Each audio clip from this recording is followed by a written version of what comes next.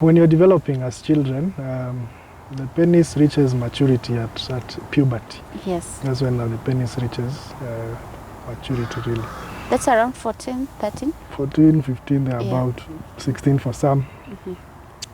Yeah, so when children are young, you're able to enlarge their penises without surgery. We do both length increment Yes. and size increment. Yeah. You could have a very long penis, but slim. Yes. So there are people who prefer it bigger, with a bigger girth. Okay. Then there are those who have a girth and they want it longer. Yes. You could also get priapism. Priapism is sustained erection. Is that what? Sustained erection. Being able to sustain erection is good, but to some point. Yeah, not throughout. So if you have a prolonged erection, it's also a problem. And the problem now with priapism, if it stays for more than 3 to 4 hours, then even with repair, you might not be able to achieve an erection again. So you could lose the testes, you could lose the penis. Yes. So we had a case of the penile amputation, testicular amputation. So if well preserved, if the penis that has been cut and fall down and has fallen down is preserved well, so you wrap it in a moist gauze. If you don't have gauze, you can just wrap it in a cloth and then moist, then put it in a cooler box. But don't put the ice directly on it, just around it. And come to the hospital in the shortest time possible. Then we're able to do penile reimplantation. Yeah. The same way we do hand reimplantations and foot reimplantations, you can also do penile reimplantation.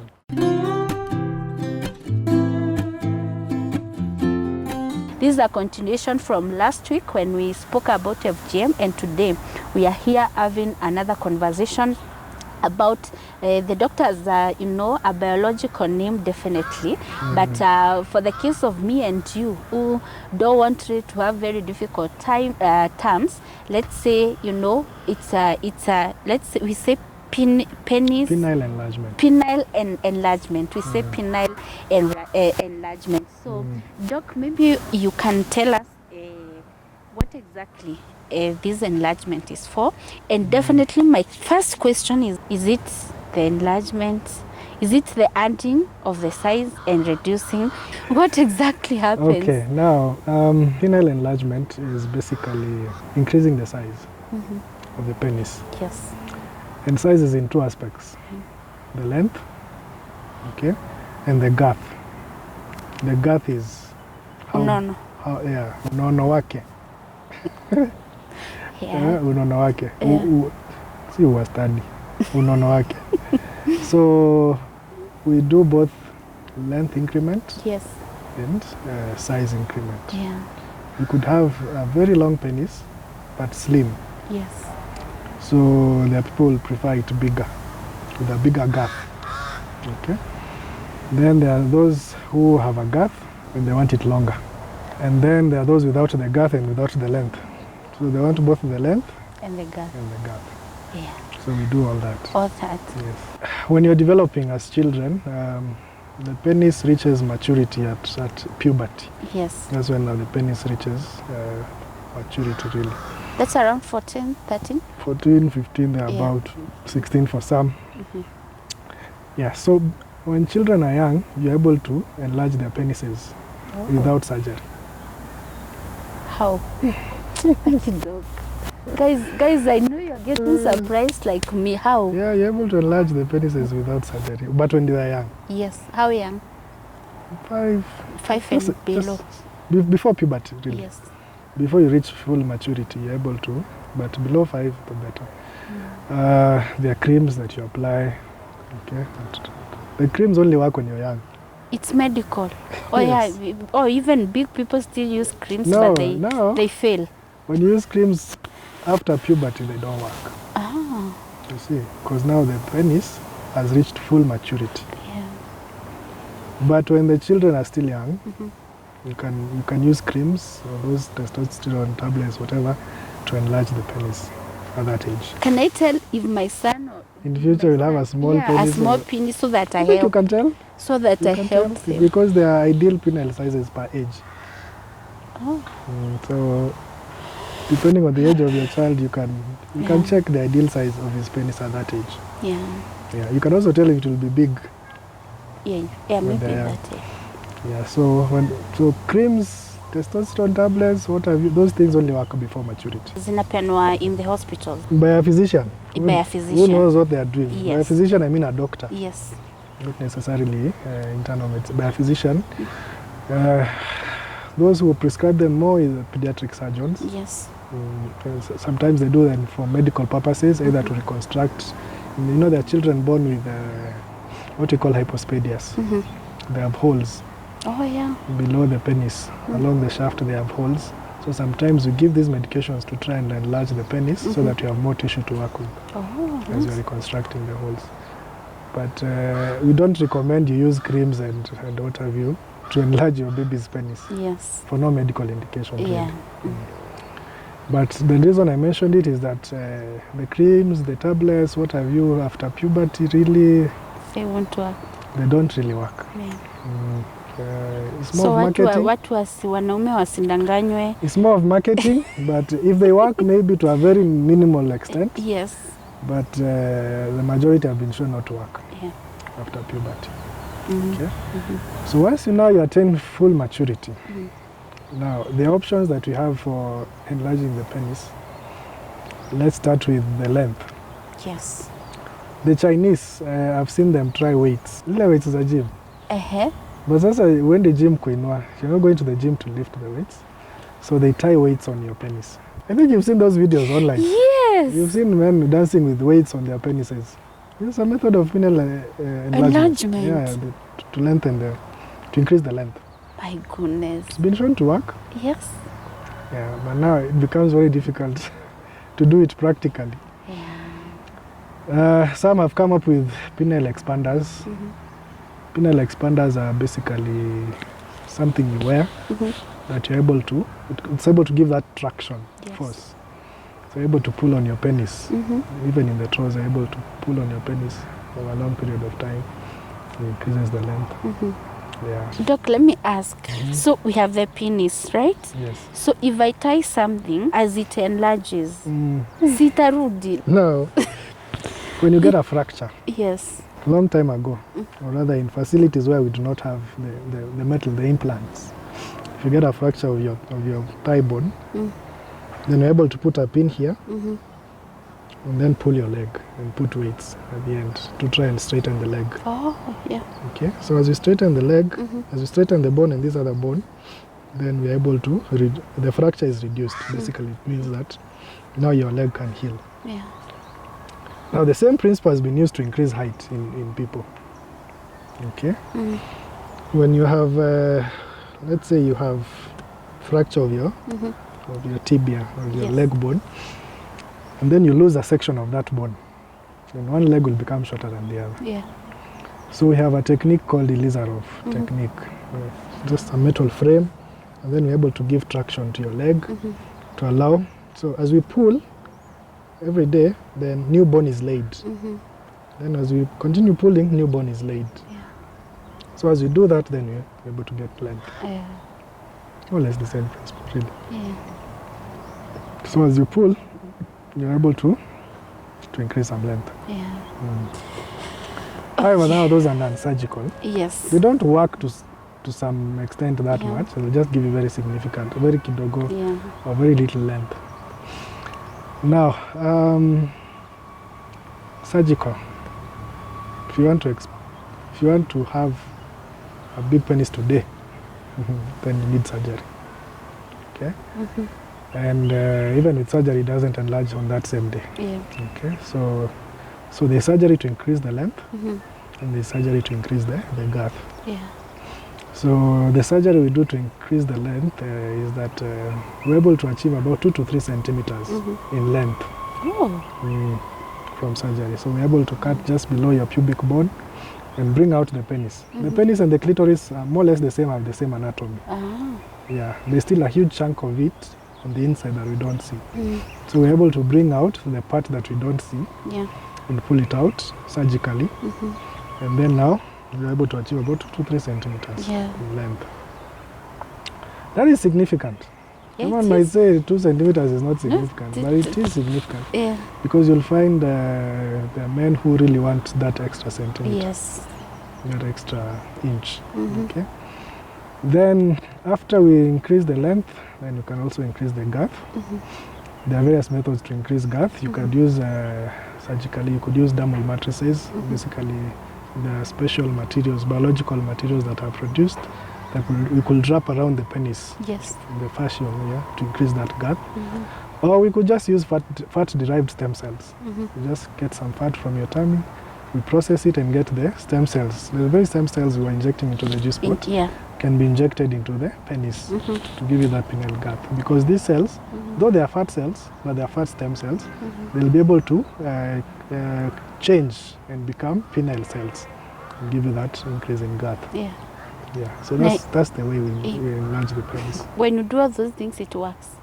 It works, yes. Like normally, sensitive. We don't even interfere with the sensation. In fact, if anything, you could have increased sensation because the stem cells also help in the, some will divide into the nerve cells and all that. Yes. So you could even have increased sensation. Some even have increased ability to sustain the erection. Yeah. So it depends with the individual. But the goal will be to increase the size, either the length and the girth. So do you have cases? Do you have people come and say, I want my penis enlarged? Yeah. In fact, I have 2 gentlemen planning to come see me very soon. Yes. We've already done the consultation, so they're working out the finances, and they'll be coming very soon. Yeah. And you know, after the surgery, as I said, it's the wife who even says thank you more than the husband. How long does the process take and to heal and to actually... Standard healing time. Unajua naweza fanyiwa surgery uende usimame ukute daktari after hiyo kazi yote I can't see. Well, for the wound to heal 2 to 3 weeks. Yeah. To start being sexually active, even for vaginoplasty, start being sexually active up to you wait up to 6 weeks plus. Yeah. But so after 6 weeks they will be from 6 weeks now, if everything is okay, then they can start engaging in sexual activities. Yeah. Doc, do we have people, those who have small penis and bigger testicles, and can something... Let me first of all say, penile sizes vary. Yeah. From one community to another, from one country to another, from one continent to another. Oh. Okay. So, would you say there's an ideal penile size? It's debatable. Yeah. Okay. What you could have a big penis, but not able to satisfy your partner. True. You could still have a small penis, but still able to satisfy your partner. So there's a lot that goes into play when you're discussing penile sizes. So how much is adequate? Yeah. Good question. Yeah, how much penile size is adequate? Or at what point should I say, maybe I am not okay, I need an enlargement? Or my guy needs a bigger penis. Yes. Now that is very relative and very debatable. But they say to be able to pleasure a woman, we mentioned that the clitoris is the game changer here. Yes. So even without going in, you can still be able to pleasure a woman. Oh. Okay, just by stimulating her clitoris and stimulating her G-spot. Yeah. So maybe I'll say what is adequate is what is able to reach the G-spot. Yeah. That would be my opinion. Not the medical standard. Really. Yes, definitely. Yeah. But if your penis is able to reach the G-spot, the G-spot is how many centimeters inside? 2 to 3 centimeters inside. That's enough. So some people say that only maybe 5 to 7 centimeters of the vagina is sensitive. Yeah, so it really depends. Yeah. So there are women who want it small. Oh, yeah. But there are those who have bigger ones that could scare you. And there are some who have bigger ones that will scare you, will not go in, will cause pain. Can they be reduced? Now, reducing a penis now is catch-22.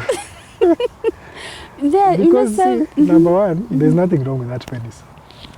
But it's long and scary. To you, maybe. To someone else, they'll be like, oh, this is a blessing. You see?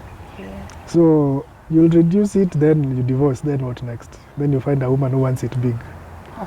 You see? Now the challenge that is there with a big penis. So having a big penis is really debatable, really. And also reducing it surgically, well, I'm sure you could, but the risks would outweigh the benefits. Yeah. You know, it's risky.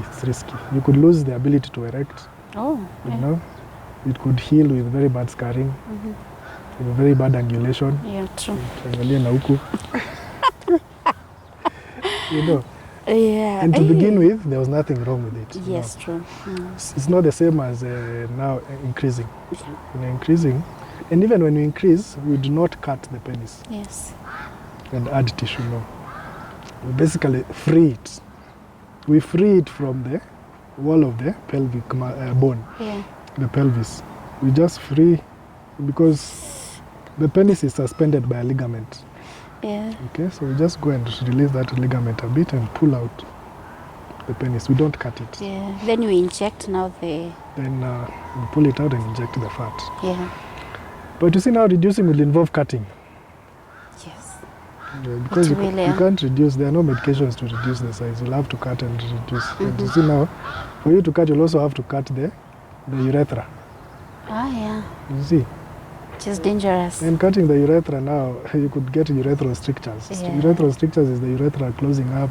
Yes. You have problems with urination. So I wouldn't recommend people to go for penile reduction surgery unless really it's exaggerated, it's too much. You know? However, penile enlargement, yes, that is feasible, it's possible, and we've actually seen it with good results. The problem we have with some of our patients is that they expect a very large increase in the length, which is really not possible. Yeah. And some of them are not happy with the 2 to 3 centimeters. You want more? So yeah, so what, you see now, the picture he has in mind is maybe of something he saw. Yeah. Oh, yeah. You know, and many will see from either pornography or from a movie, and you say, I want such. You know, now when people acting porn, they look for, there's a criteria they use to choose the dick sizes they want. So they'll go for the big dicks, and you think that everyone has a big. As a big dick, Yeah, you know. Oh my goodness. So some will come with that idea in mind that I want it as big as. Some will even come with a photo, I want it as big as this. So you see, it becomes now impossible now for the patient to like the results post-op. But if someone comes, we are able to manage your expectations. Basically, that's what I'm trying to say. Yeah. Even as we're enlarging it, increasing the size and the gap, we also try and manage your expectations so that your expectations do not surpass what is capable, humanly speaking. Yeah. Oh, nice. But also, when it comes to self-esteem and confidence issues that we talked about women, I think also there are men that go through the same simply because they don't like the way they look or the sizes of their penile, and I think this is really important for them to know that they can be helped. It really affects your self-esteem as a man, especially if a woman mentioned it to you. You know, if a woman tells you, hey, your penis is too small, it will take so many years for you to forget that statement. So there's a lot of psychological aspect involved. So as we try also to increase the size, we also work with a counselor to help us manage your expectations. Because there's the ideal that you want, and there's what is medically possible. And sometimes the two may not marry, they might not correlate. But the bottom line is, you're still able to enlarge your penis, both the length and the girth. The girth has more room for enlargement than the length. Yeah, we can enlarge it to a bigger size as opposed to a bigger length, a longer length, you know, because the length now is limited to how much there is on the inside. Because on the inside there's still some penile tissue not visible, can bring it out. But the girth really there's bigger room. There's more room for enlargement than the length. Satisfaction is higher in patients whom enlarge the girth as opposed to the length. Awesome. I am learning. This is new knowledge. This is new knowledge. We live in a country where we hear stories of men having their penis cut. Nasikia mwanamke wa Nyeri sijui alitoa, alichoma, sijui alifanya nini, and it's just not there. because something, bad happened and ilikatwa. How do you help such cases? Or can they be helped? Yes, such cases can be helped. We've had one case that we've successfully, I think from what I can remember, Wow. Successfully, it was in the papers, successfully reimplanted. Both the penis and the testes. You could lose the testes, you could lose the penis. Yes. So we had a case of the penile amputation, testicular amputation. So if well preserved, if the penis that has been cut and fall down and has fallen down is preserved well, so you wrap it in a moist gauze. If you don't have gauze, you can just wrap it in a cloth and then moist, then put it in a cooler box. But don't put the ice directly on it, just around it. And come to the hospital in the shortest time possible. Then we're able to do penile reimplantation. Yeah. The same way we do hand reimplantations and foot reimplantations, you can also do penile reimplantation. Yeah, and it's been shown to work. Even they're able to still get the erections back. Yeah. So you're telling us if ukipata imekatika, okota haraka. Okota haraka. Osha, funga. Oh, you wash dog. Kama huwezi osha utaleta tukuoshe. Na huwezi osha. Thinking about it, huwezi osha. Hii funge tu vizuri. I mean, how do you just chukua cling film. You know cling film? Yes. Yeah, just take some cling film or some cloth really. Just hata kinguo tu. Hata kinguo tu. Handkerchief tu. Just wrap it in a handkerchief. Put it in a cool box. Or if you don't have a cool box, just wrap it and bring it to the hospital. Yeah. The whole point of putting it in a cool box is to make it cool. Yeah. So when you keep it cool, the metabolic rate is slowed, so it doesn't die faster. It just slows the rate of dying. So you can be able to buy some time before we implant. Yeah. Yeah. But kama una cool box, ilete vile ilivyo. Kiwa umeshikilia. Ileta tutarudisha. Utarudisha? Yeah, tutarudisha. Like literally, and it will work. It's an intense surgery because it will take some hours to suture those very small vessels back, very small nerves back, very small veins back, and the urethra as well. So you'll need a urologist and a plastic surgeon. The urologist to work on the urethra and repair the urethra, and the plastic surgeon to do the vessels and the fascia. Oh. As we are talking about penile amputation, we have patients who get, you've heard of penile fracture? Yes, yes. Your penis could fracture. Yeah. The way you fracture your leg. Unavunjikanga mguu pia inaweza vunjika. Ukifanya nini? Lakini haina bone, lakini inaweza vunjika. How? Yeah, so na ukifanya nini ndio ivunjike? I mean, when you're having sex, it's intense and your penis is erect and you itoke nje na umiss. No. Utoke nje na umiss. What is below there is bone. Ugonge your bone. The penis is made up of a very tough fascial covering. You know, that fascia, that covering can break. By breaking, it can tear. It's basically a tear. Yeah, but we call it a penile fracture because once the tear happens, then you're not able to sustain the erection. So it looks like it has broken. Yeah. It bends to one side. So it's called a penile fracture. So yeah, that could also happen when you're having intense sex. And when that happens also, it's impossible you rush to the hospital. Yeah. That you will not be seen by a plastic surgeon, but a urologist now comes in to repair. To repair the breakage. So you're able to repair the fascia and you're able to recover if done in good time. You know, Doc, what you're doing to my mind is to ask how many people could be going through. Penile fractures are common. I've seen a few. I've seen quite a number, yeah. And you imagine that it was a very big lady or a big guy. Yeah, but really, you know, just that pressure alone. Yeah. There's a lot of pressure involved during sex. If you happen to miss and hit bone and it could snap. Yeah. So it fractures and then blood now pools in the skin. Then it looks very big. And it's quite painful also. Yeah. And you can actually hear the sound, pop, like bone fracturing. Oh, really? Yeah. These are, so those are some of the yeah, things we didn't actually issues know. surrounding the penis. Yes. You could also get priapism. Priapism is sustained erection. Is that what? Sustained erection. Being able to sustain erection is good, but to some point. Yeah, not throughout. So if you have a prolonged erection, Yeah. it's also a problem. And the problem now with priapism, if it stays for more than 3 to 4 hours, then even with repair, you might not be able to achieve an erection again. So that one is usually an emergency, medical emergency. Wait, doc. And it's becoming common because more and more young people are using sex-enhancing pills, Yeah. the blue pills, to try and sustain the erections.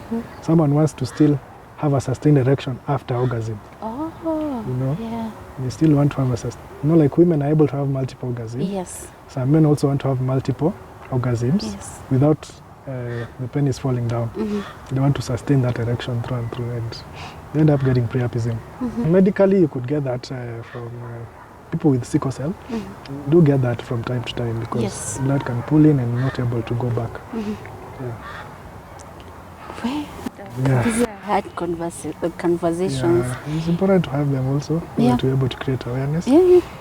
that as we're enlarging the penis, as we're increasing the length and the girth, it's possible to also get a penile fracture. And this will happen when you're having sex. And How long is an erection supposed to last? Okay, now this it should not exceed 3 to 4 hours. like you can erect for 3 hours. You can erect for an hour, for more than 2 hours. Like without. So initially you'll get what is called blue ball syndrome. Yeah. If you have a very long, prolonged erection, you'll get more of testicular pain and penile pain, which is called blue ball syndrome. I think you've heard about it. Yes. Then if you go beyond that, now you start getting necrosis. Necrosis now is cell death. Yeah. So usually about 3 to It 4 could hours actually long. damage. Yeah, it could damage completely your penis and you are not able to erect again. anymore.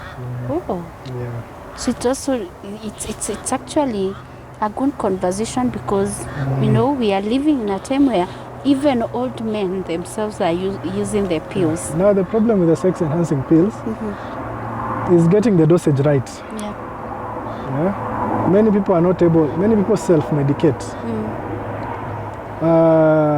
Now self-medicating is very easy to have an overdose. Yes. So those people will end up dead, in a lodging somewhere. I was just about to ask what is usually Now, happening.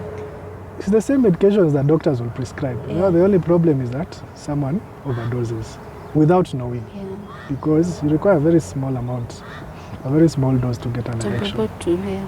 And it's also not frequent. You can't take a high dose in the morning and a high dose in the evening. It will strain your heart. Yeah. Remember, these sex enhancing pills were initially created for heart diseases. Wait a minute. Like the sex enhancing pills Yeah, initially they were not for penile enlargement. Penile enlargement were not for penile erection. erection, yeah. The erection was a side effect. Oh. Yeah. Then someone saw an opportunity. Yeah, no. Business Actually, the opportunity. patients, they were like, oh, even my sex life has improved after the medications. Yes. Yeah, it was a side effect of the medications. So that's when now they realized, oh, it actually enhances your. Yeah. What it does, it dilates vessels. In a hypertensive patient or patients with heart diseases, you want the vessels to dilate to reduce your pressure. Yeah. Nowadays, we use it more for pulmonary hypertension. Yes. How we do that, the drug goes in, dilates the vessels, and reduces the pressure. The cross-sectional area and the pressure is reduced. So, as a side effect, for you to get an erection, it is you have increased blood flow to your penis. That's how you erect. Yeah. You just have blood rushing into the organ so that it swells up. Both the clitoris and the penis enlarge during sex. Oh. Same mechanism, yeah. Your clitoris will become bigger when you're stimulated. Oh, it Because does. the vessels will dilate and more blood goes in here. Both the clitoris and the tissues around will swell up during sex. So they realize this drug also is acting on the vessels in the penis, they become larger, and blood is able to flow in. Oh, interesting. But now getting the dosage right is what people, if you do not get a prescription, then you're bound to take an overdose without knowing, and that could compromise your heart. I think it is us, Basi, who don't talk about the things we are going through personally. Let me ask about, now that you're talking about the penis and the vagina, I don't know if this will be out of topic. This sex, where you are told to say, binary, where you can either be, you can be both a woman and a man. Okay. Is this something you can, as determine sex? Yes. No. And what is the science in between there that will make you be a woman, a man, and then kidogo kidogo unaona mtu alikuwa msichana amechange amekuwa mwanaume amechoose. What? Now there's sex and there's gender. Okay, we are talking about gender. No. Right? I don't know. No, we are talking about that too. Yeah. Now, sex is more of biological. Yes. Gender really is more of the social also. There's a social aspect to gender. Now, when you are developing, both the male reproductive system and the female reproductive system have more or less the same path of development. We have more or less the same path of development. What makes the difference are the hormones. In women now, they will not have a testis, so testosterone hormone, which is responsible for the male development, reduces. So what happens is that now, initially you have one huge structure that looks like a penis, it's called the phallus. Now the phallus will develop into a clitoris. It shrinks and becomes a clitoris. What was to form the scrotum in the female is the big lips, the labia majora, are analogous to the scrotum in men. So these are the same structures. What was different are the hormones. So when there's a problem with the hormones, then now you have these developmental problems occurring. So you'll have a baby with what will look like a penis, but it's really not a penis, it's a clitoris. We've said that when children are young, you're able to enlarge their penises using hormones, the creams and all that. So if a girl is born today and we give her testosterone, the clitoris will enlarge and become big. Okay? Yeah. And it will look like a penis. So hormones are what brings the differences. Yes. You know? So you could have the outside, you're not able to tell whether this is a man or a woman. We have several of these cases in the country. At KNH, if you spend a week there, you'll see them. So you have, in the outside, you're not able to tell if this is a clitoris or this is a penis. Okay? Because of the way the hormones played, and now you have these issues. But then when you look on the inside, then you're able to do something called a diagnostic laparoscopy. You're able now to see that the ovaries or the uterus. So you know that's automatically a woman. Yeah. So there are some you'll see a testis on the inside, then outside they have something that looks like a penis. You know? Yeah. So when you restore, are you able to, if the strong one is the man, are they able to help this man now have sex? Like the penis now become functional? at the DNA level, at the gene level, now you have XX is female, XY is male.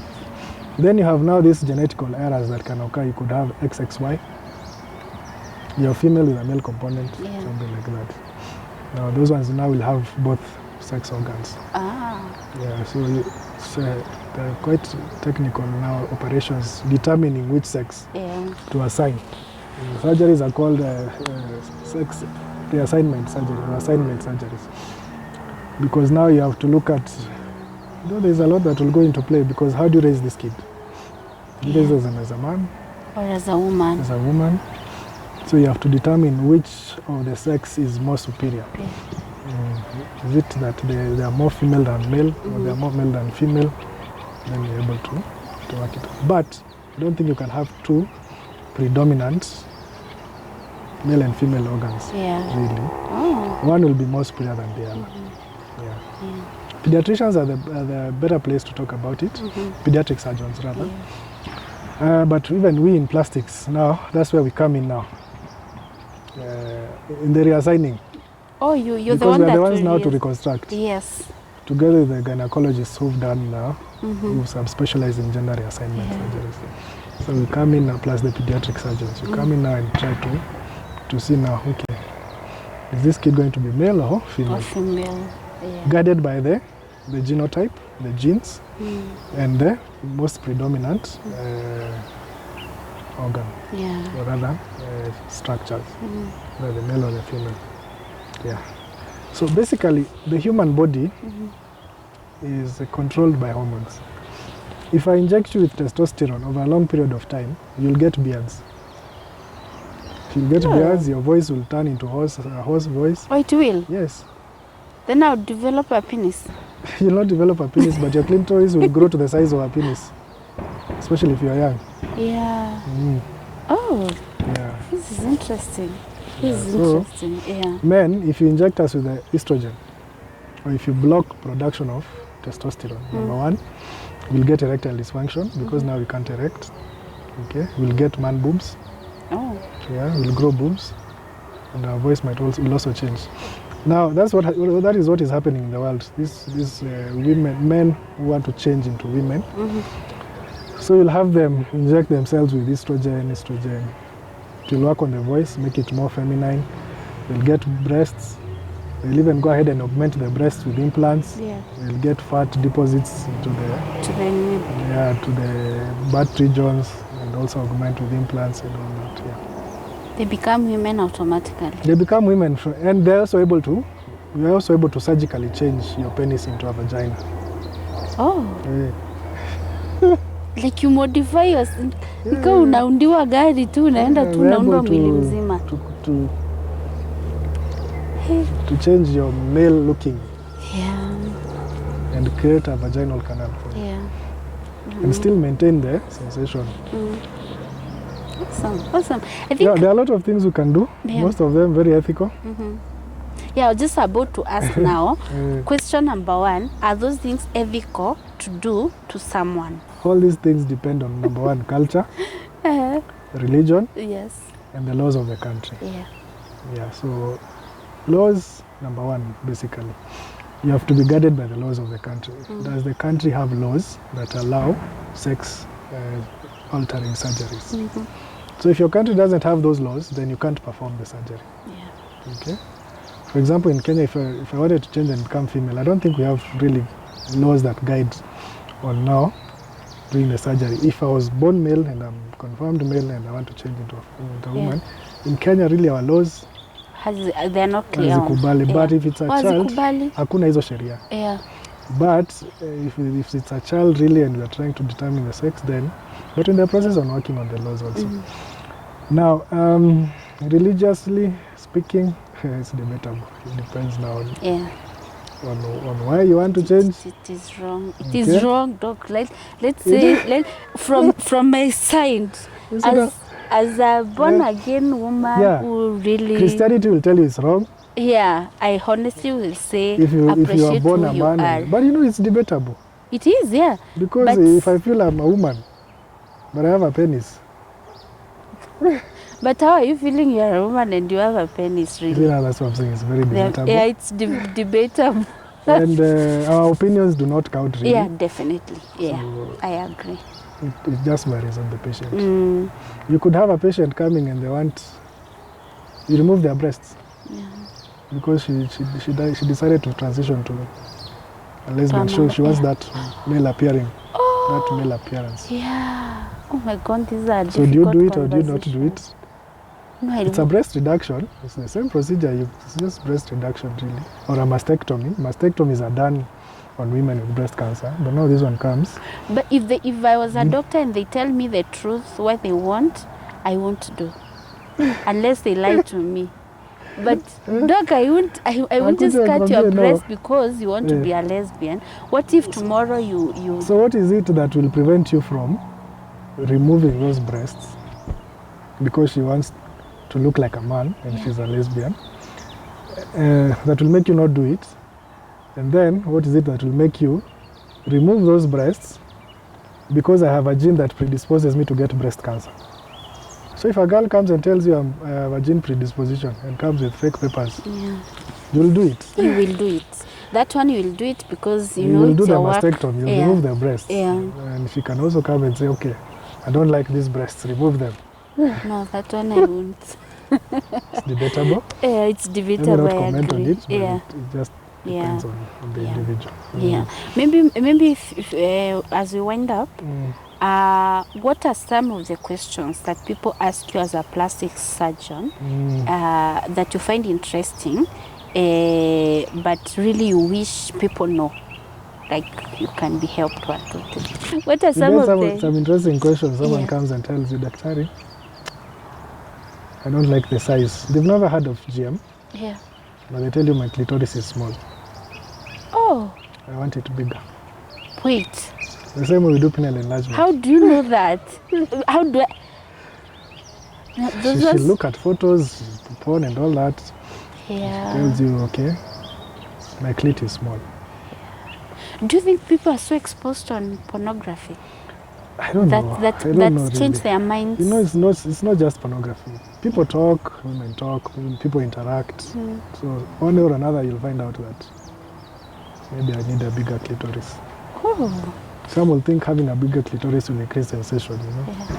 Yeah, I think some of the... You find them funny, yeah. No, it's not really funny, but they make you pause a bit, okay? So you want it bigger? Those are not common requests to get, but there are women who come and say... And ask, actually. Daktari, I want it bigger. Others will come and tell you, Daktari, my clitoris is big. I want it smaller. Women who suffer from PCOS, I don't know if you heard of PCOS, polycystic ovarian syndrome. Their bodies produce testosterone that could make their clitorises grow bigger. Wow. So she might have a bigger than normal clitoris. So you come and say, okay, Daktari, my clitoris is big, can it be reduced? You know? Those are not common questions you'll find, but we do get them. Yeah, someone just wants clitoris either enlarged or reduced. There are those who will come who want their lips done. These lips. Actually, these lips or the... Both, actually. Oh, both. Yeah, some will come and say, Daktari, I want more fat in my lips, in my labias. I want them to be a bit fat. Why would I want bigger lips? Okay, face these ones. Wazungu sana want bigger lips. They envy our lips. Yeah. Because our lips, we consider them, there are people who want their lips big. Yeah. And for us Africans, there are people who want their lips smaller. So, satisfying a human being is not easy. It's hard. It's not easy. It's hard. Yeah, because people want different things. I'll be comfortable with the size of my ears, or I want them smaller.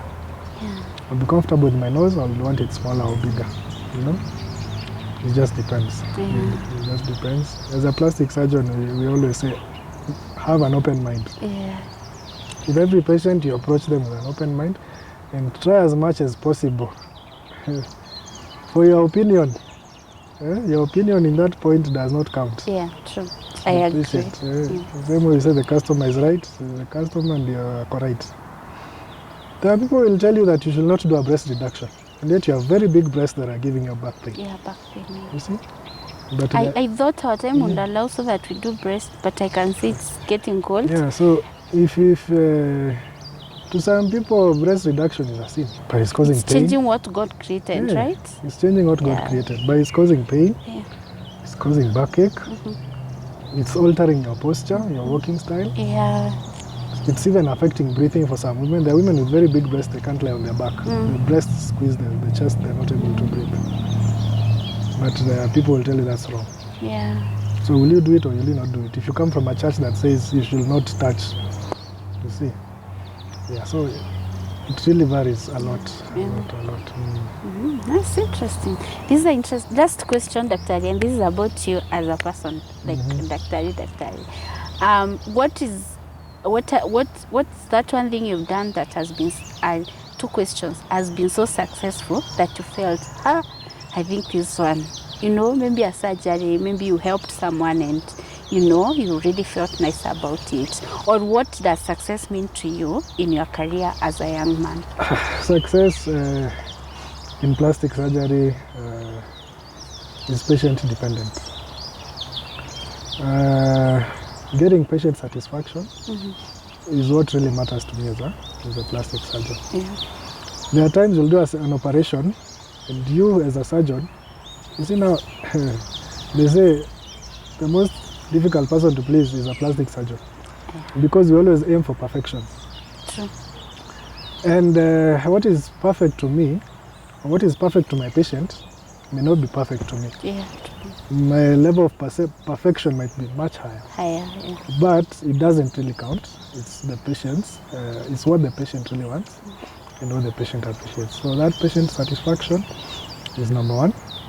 Then the other thing that gives us happiness, or rather makes us, gives us satisfaction as plastic surgeons, is seeing your patient recover and seeing that you've actually made a difference in their lives. Yeah, true. And it's usually instant. Surgery is instant. If you had FGM and did FGM reconstructive surgery on you, then you can be able to see the change. Yeah. If you had a tummy, then you're able to sort out the tummy, then it's no longer there. Then you're able to see it's instant. So you're able to see patients appreciate the journey. Some of these procedures we do, they are not easy to go through as a patient. Yeah, true. But patients are able to appreciate the journey and the transformation that comes with it. For example, if you do a butt BBL, Brazilian butt lift, we tell you not to sit on the butt for 6 weeks. The initial 2 weeks, no sitting at all. You have to lay down. You just lie down either on your tummy or on the side. And if we do a butt lift and a hip lift, if you do enlargement of your hips, then no lying. You know what? No lying on your hips and butt So for 2 weeks. Then So now you just stomach. Then after 2 weeks, you use a pillow now to sit. You use a pillow to support your thighs so that your butt hangs. Hey, yo. Up to 6 weeks. You see, now it's not easy. It is not. Yeah, but patients go through it and they appreciate the journey. Yeah. Because they're able to see the change and they're able to see the transformation and they're able to appreciate. Yeah. Oh, interesting. Interesting. What is one challenging thing in your career that you would not wish it happens? I'd say is losing a patient who came for a It's cosmetic procedure. It rarely occurs, but it could occur. Yeah. And the risk could be surgical or an aesthetic. Okay, we've lost very prominent people to plastic surgery simply because someone got a drug reaction to anesthesia. You see? So I think that is the one thing we fear most as plastic surgeons, because when a client comes to you for a cosmetic procedure, it means they're okay. They didn't have any physical challenge apart from what they want changed. They are healthy clients. That's what I'll say. We don't even call them patients, we call them clients. Yeah. Because they were not really sick to begin with. So you're starting the operation with a healthy person.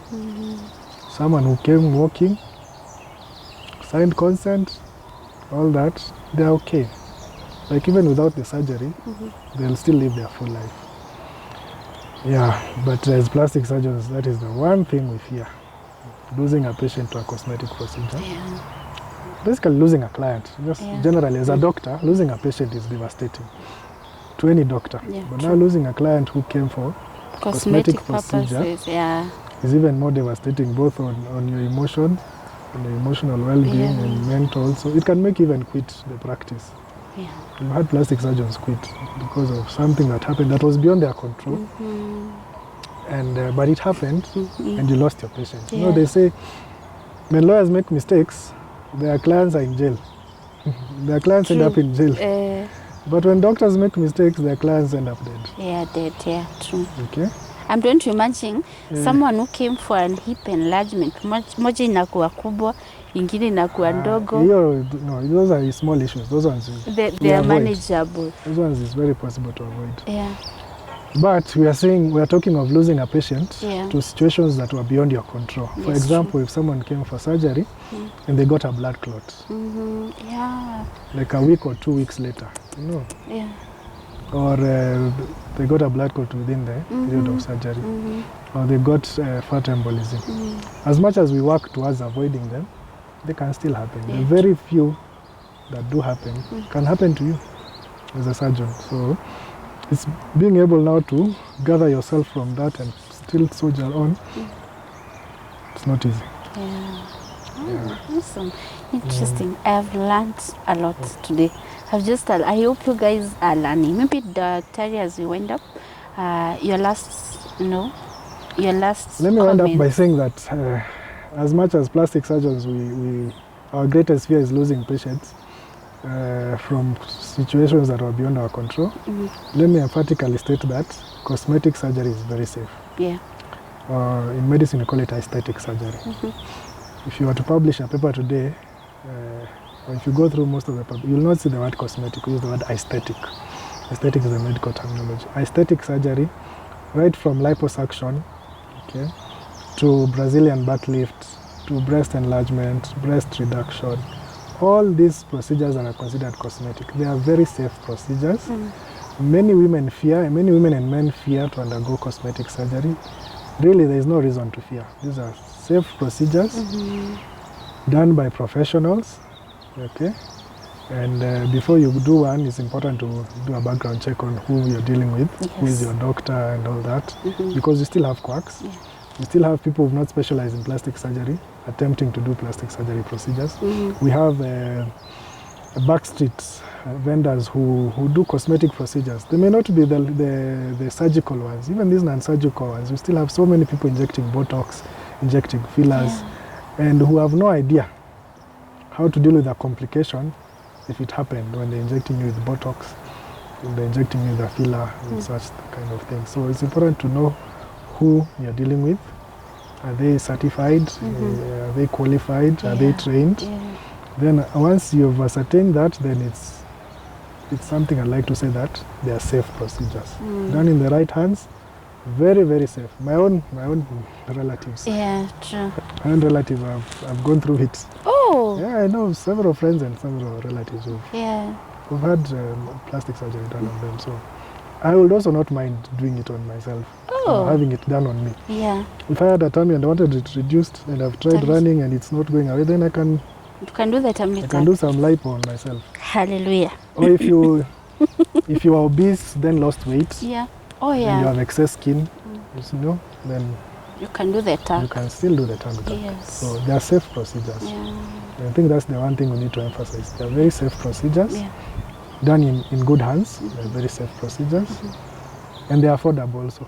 People will think that cosmetic surgery is very expensive. No. People are actually coming from other countries to Kenya. Have it in Kenya. Yeah, to have it in Nairobi because Nairobi is more affordable. Yeah. Oh, nice. So do not fear. And they say that having your once you have your first surgery, then it's an eye opener. Because you're able to see that, I've done it. Nothing happened really. I'm okay. I'm better. Yeah, true. Then it opens you up to even having more procedures done. So it's just the first step that is difficult, like saying, okay, let me go consult. You see, once now you get the courage to consult on the problem that you have, it might not be cosmetic, it might also be reconstructive. It's just that first step that counts. Oh, awesome. Thank you so much for being amazing. Thank you for watching. We've been here with Dr. Reuben Kamunde, a very professional, amazing doctor that I have actually dealt with, especially with this information and learning a lot from him. So I think we wind up from there today, even as we thank him for the amazing information that he has been able to share with us today. I hope you've learned, and I hope we keep learning each and every day. So my name is Stella Nkadha. Goodbye, and till next time, bye-bye.